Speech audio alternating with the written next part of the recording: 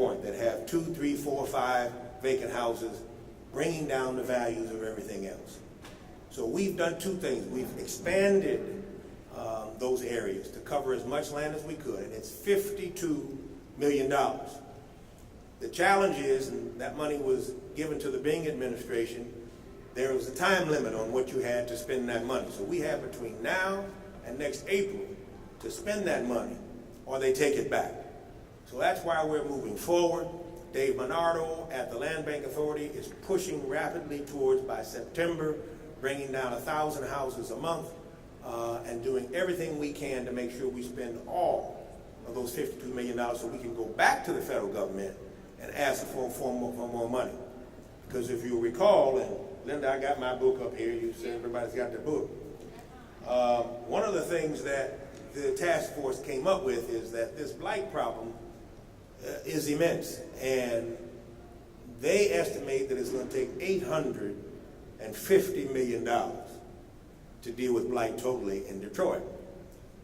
We've identified about half of that. So that's $400 million that we still need to figure out where we're going to get it from. Is that the federal government? Is it the state? Is it the foundations? And quite frankly, it will probably be all of those, and the banks and everybody else, chipping in to deal with this thing in Detroit called blight. This kind of just scratches the surface of this problem. It is very complex, very costly,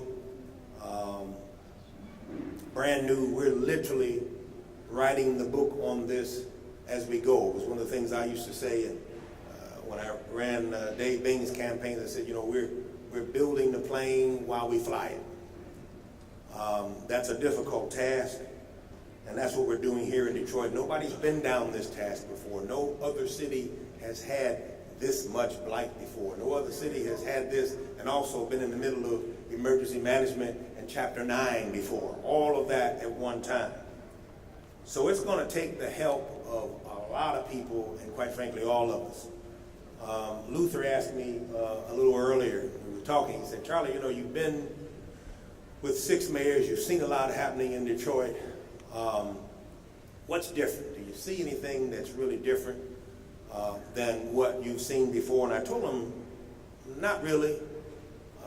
Detroit's been in trouble before. In the 70s, we almost went bankrupt. For those who were young enough to remember that, and in the mid-70s, late 70s, New York City almost went bankrupt. Cleveland did go bankrupt. We were close.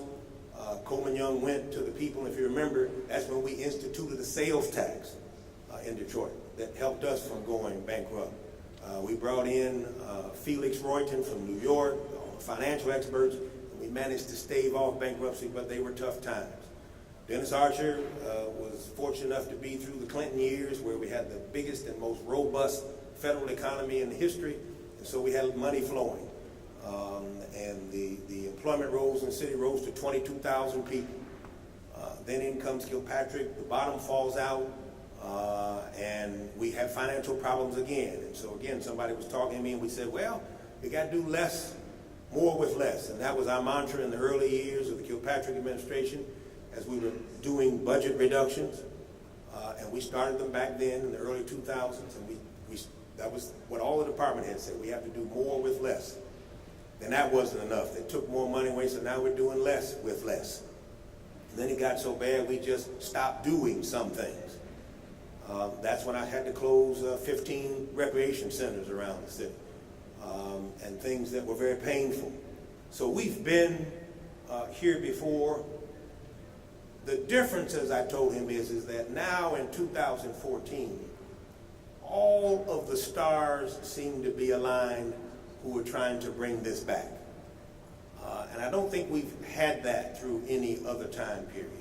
So the business community, the foundations, I mean, Kresge and Kellogg and Herb and all of the foundations that are putting literally hundreds of millions of dollars into Detroit.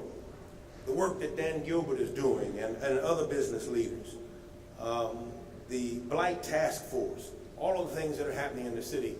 So everybody's pulling in the same direction this time. Even Judge Rhodes in bankruptcy continues to remind the creditors and others that, listen, we're going to look out for Detroit at the end of the day here. So you guys coming in here trying to grab all this money, I want to make sure there's going to be enough money for Detroit to get the kinds of services that they need. And so the difference is not necessarily the depth of where we are, but the size and the makeup of the group of those that are fighting to pull this back and make Detroit a better city. It's been impressive. It's exciting to watch, and certainly exciting to be a part of. So as you go back to your afternoon sessions today and talk some more about this thing called Blight, you'll have some spirited dialogue, I'm sure. This is not the first time that we've done a planning exercise in Detroit of this magnitude. We started with Next Detroit Neighborhood Initiative about 10 years ago. Then we did Detroit Works. Now we've done Detroit Future City. So we're about at planning fatigue. We've planned this thing out best we can. We've gotten input from, I think, just about all of the 650,000 residents in Detroit on what they need and where they need it, what we're going to do with it, and when we tear all these houses down, what will we do with the vacant land? There's all kinds of options. The Detroit Future Plan is full of exciting ideas, whether it's a green approach, whether it's woodlands, whether it's urban farming. Hopefully it won't be goats. Hopefully I got nobody out here in District 1, but as a side note, we're fighting the goat issue right now, and I think we'll get a resolution to it. But, you know, the bottom line is all ideas are welcome, and we'll talk about them all. We may not implement every one of them. The mayor's not really excited about the goats running around out there in District 1, but yeah, we'll take a look at the idea. These fellows over here talking about lifting up houses and moving them to different neighborhoods, and so everything is on the table as we attempt to bring back the feeling of neighborhoods in Detroit. And I know that we can do it. And so as you go back to your sessions, just remember that every neighborhood does have a future, and that future is now. So I'll see you in the neighborhoods, and thank you very much for having me talk to you.